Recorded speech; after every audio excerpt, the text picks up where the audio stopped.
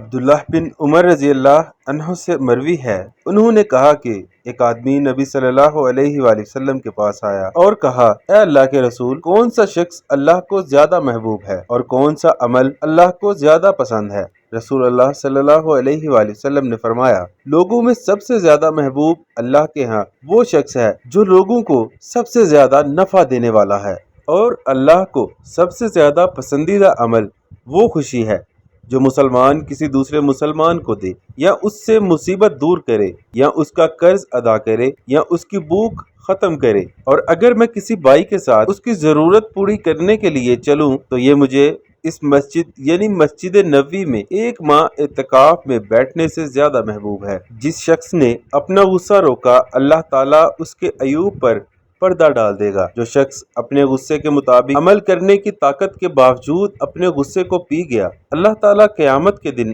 اس کے دل کو امید سے بھر دے گا۔ اور جو شخص اپنے بھائی کے ساتھ اس کی ضرورت پوری ہونے تک اس کے ساتھ چلا تو اللہ تعالیٰ اسے اس دن ثابت قدم رکھیں گے جس دن قدم ڈگمگا رہے ہوں گے۔ اور یقیناً بد اخلاقی عمل کو خراب کر دیتی ہے، جس طرح سرکہ شہد کو خراب کر دیتا ہے۔ سلسلہ الصحیح 209